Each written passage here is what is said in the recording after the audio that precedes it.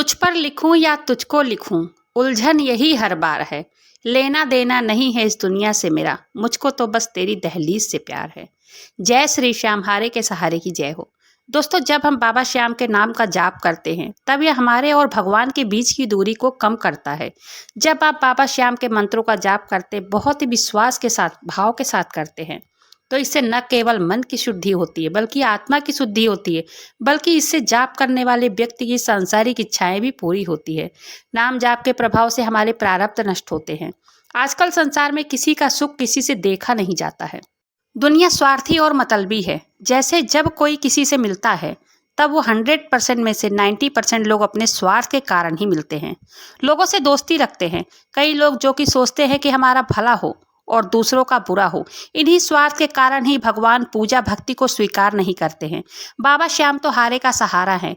जो भी भक्त हार कर उनके दरबार पहुंचता है तब वो उसे अपना बना लेते हैं, और जो व्यक्ति दूसरों का अनहित सोचते हैं तब वो उस व्यक्ति की मदद भी नहीं करते हैं।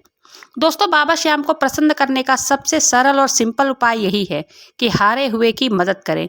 जो भी जितनी भी आपकी हैसियत हो उतने से ही अगर आप गरीब, कमजोर, हारे हुए की सहायता करते हैं तब आप खुद अनुभव करेंगे कि जितना आपने दान किया है उसका 4 गुना करके आपको कहीं ना कहीं से मेरे श्याम दे ही देते हैं, और वो ऐसा करने से प्रसन्न भी बहुत होते हैं।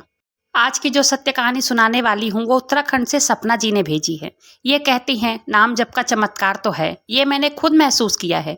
नाम जप करते करते आज बाबा श्याम की कृपा मुझ पर ऐसी हो गई है कि जो भी एक बार बाबा श्याम के सामने रोकर मांग लेती हूँ वो मुझे दे देते हैं। वो मेरा हर काम पूरा हो जाता है। तो चलिए वीडियो को शुरू करते हैं। जान लेते हैं कि सपना जी की लाइफ में बाबा श्याम ने क्या क्या चमत्कार किया है।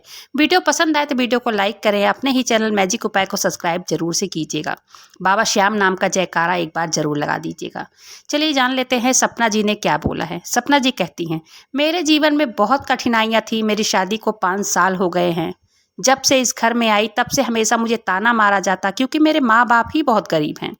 जिसकी जड़ें कमज़ोर होती हैं उसके फूल भी अच्छे से नहीं खिलता है, वो पेड़ भी कमज़ोर होता है। मैं जब से शादी करके घर आई तब से ही मेरे पति के बीच और मेरे बीच कलेश रहता था। रोज़ की लड़ाई झगड़े जब से इस घर में कदम रखा तब से ही रोज़ होता था। सुकून नहीं था इस घर पर, हमेशा कलेश, लड़ाई झगड़े का। मैं रोज़ रोज़ का टेंशन समझ में नहीं आ रहा था कि क्या करूं, कैसे करूं, कहाँ जाऊं। मायका भी ऐसा नहीं था कि वहाँ दोबारा जाकर बैठूं। वो दिन याद ही नहीं था जब हम पति पत्नी कभी प्यार से बात ही किए हो। ऐसे ही दिन बीत रहे थे। मर भी नहीं सकती थी क्योंकि मेरे 3 साल का एक बेटा था। बेटे का मुंह देखकर सोचती कि मेरे बाद इसका क्या होगा। रोज इसको समझाती, लेकिन ये समझने को तैयार ही नहीं थे। कई लोगों से सलाह लिया लेकिन कोई हल नहीं निकलता था। जब ससुराल में पति इज्जत ना करे तो उस औरत की इज्जत फूटी कौड़ी की भी नहीं होती है। घर में कलेश चलते। एक बार तो मेरे देवर ने मुझे मारा और मेरे जेठ के बेटी ने भी मुझे मारा। लेकिन मेरे पति सामने बैठे थे लेकिन कुछ नहीं बोले। मैंने अपने मम्मी पापा से बताया तो मेरे मम्मी पापा ने कहा कि बेटा तू यहाँ आ जा, हम नमक रोटी खाकर गुजारा कर लेंगे। लेकिन जब मैं मायके जाने को तैयार होती तब मेरे बेटे को पहले ही घर से लेकर मेरे देवर या जेठ के बच्चे बाहर लेकर चले जाते। कहते तुझे जाना है तो जा, बच्चा हमारा है, ये कहीं नहीं जाएगा। मेरी हालत तो ऐसी हो गई थी, ना तो मैं घर की थी ना घाट की थी। मैं अपने बेटे के बगैर रह नहीं सकती थी और वो भी मेरे पीछे पीछे रोता हुआ घूमता रहता था। मैं अगर उसके बगैर मायके जाती तो मैं मर जाती। मैं उन लोगों से हाथ जोड़ती कि मुझे अपने अंश को लेकर जाने दो, तब वो लोग मना कर देते। मैं क्या करती, मेरे कुछ समझ में नहीं आ रहा था कि मैं क्या करूं। मैं लोगों के सूट सिलने का काम करती थी। सिलाई करने में मेरे बच्चे का खर्चा और मेरा खर्चा निकल जाता। एक दिन मेरे पास पड़ोस से कुछ दूर की ही एक अम्मा आई अपना सूट देने। जब भी कोई आता था तो मेरी सास वहीं बैठी रहती थी कि कहीं घर की बुराई ना करे। उस दिन मेरी सास घर में नहीं थी, मेरे ससुर के साथ दवाई लेने गई थी। घर में सभी लोग अपने अपने कामों में लगे थे। तब वो अम्मा कहने लगे कि बेटा मेरा ये सूट जल्दी सिल देना, मैं जा रही हूँ खाटू। तब मुझे पता नहीं था। मैंने कहा अम्मा ये कहाँ है, कौन है ये? तब वो कहने लगी कि मेरा बेटा बहू बच्चों के साथ मेरी भी टिकट करवा दिए हैं, जरा जल्दी सिल देना बेटा। तब मैंने कहा ठीक है अम्मा। तब ऐसे बातों बातों में वो सब जानती थी। मेरी सास हमेशा बुराई बाहर मेरी करती थी।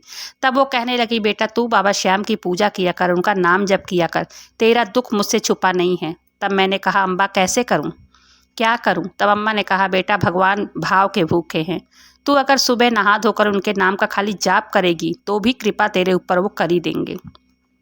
तब मैं उनकी सारी बातें सुनी और दूसरे दिन से ही बाबा श्याम के नाम का जाप करने लगी, रो रो कर उनसे दुआ करने लगी। तब मेरी आह भगवान तक पहुंची और करीब 1.5 महीने हुए थे कि मेरे पति का व्यवहार थोड़ा थोड़ा बदलने लगा। क्योंकि घर में कोई कुछ कहता तब उनसे लड़ जाते कि जब वो कुछ बोल नहीं रही है तब क्यों उसके पीछे पड़े रहते हो। एक दिन तो मैंने अपनी सास को खाना परोसा खाने के लिए, तब मेरी सास ने थाली फेंक दिया, कहा खाना बनाने तक का ढंग नहीं है। तब मेरे पति ने मेरी तरफ से बोला कि वो तो बना भी रही है, बड़ी वाली तो बना कर भी नहीं दी, आते ही तुरंत अलग हो गई। तुम्हारे ऐसे ही व्यवहार से भाई भाभी अलग रहते हैं, बस बच्चा पैदा करके दोनों बच्चे यहाँ छोड़ दिया है। मेरे जेठ जेठानी काम के सिलसिले में मुंबई में रहते हैं, दोनों कमाते हैं और उनके बच्चे यहीं गांव में रहते हैं। तब मेरे पति मेरे तरफ से लड़ने लगे। तब मेरी सास ने कहा कि तू भी अलग हो जा, तेरी भी ज़रूरत नहीं है। मेरे पति से मेरे सास ससुर मेरे देवर बहुत लड़ाई किए। तब मेरे पति को भी गुस्सा आ गया, वो बोले कि हाँ मैं चला जाऊँगा। मात्र 3 महीने हुए थे नाम जप करते करते कि मेरे पति हमें लेकर अलग हो गए। अब जब से हम अलग हुए हैं ना कोई लड़ाई है ना कोई झगड़ा है, बहुत प्यार से रहते हैं। काम धंधा भी उनको मिल गया है, मैं अपने कपड़ों की सिलाई करती हूँ, वो भी काम करते हैं। अब बाबा श्याम की कृपा से हमारा जीवन बहुत मज़े से कट रहा है। अब घर में चैन है, सुकून है, प्यार है। बाबा श्याम की कृपा से मेरी गृहस्थी फिर से बस गई। जब से हम अलग रहते हैं तब से मेरी सास भी मेरे पास फ़ोन करती है और बड़े प्यार से बात करती है। कब हुआ, क्या हुआ, कैसे हुआ, बाबा श्याम ने क्या चमत्कार किया, ये तो मुझे कुछ भी नहीं पता। लेकिन बस इतना जानती हूँ कि नाम जप करने से मेरे जीवन में ये बदलाव आया है। आज भी मैं अगर बाबा श्याम के सामने रो करके कोई भी चीज़ की ज़रूरत होती है, कोई भी दुख होता है, तकलीफ़ होता है, अगर उनके सामने एक बार रो लेती हूँ, उनसे रो करके अगर मैं मांग लेती हूँ, तो बाबा श्याम वो मुझे देते हैं। मेरा वो काम पूरा होता है, चाहे 1 दिन में हो, चाहे 1 महीने में हो, वो पूरा ज़रूर होता है। तो बाबा श्याम का चमत्कार कहीं न कहीं तो मेरे जीवन में भी हुआ है। जो मेरे पास रहने का ठिकाना नहीं था, ना ससुराल की थी, ना मैं मायके की थी। मेरी ज़िंदगी, मेरी गृहस्थी टूट रही थी, लेकिन बाबा श्याम ने मेरी गृहस्थी को फिर से बचा दिया है। तो सपना जी की ये जीवन की सत्य घटना यहीं पर समाप्त होती है। वीडियो पसंद आए तो वीडियो को लाइक कीजिएगा, अपने ही चैनल मैजिक उपाय को सब्सक्राइब जरूर से कीजिएगा।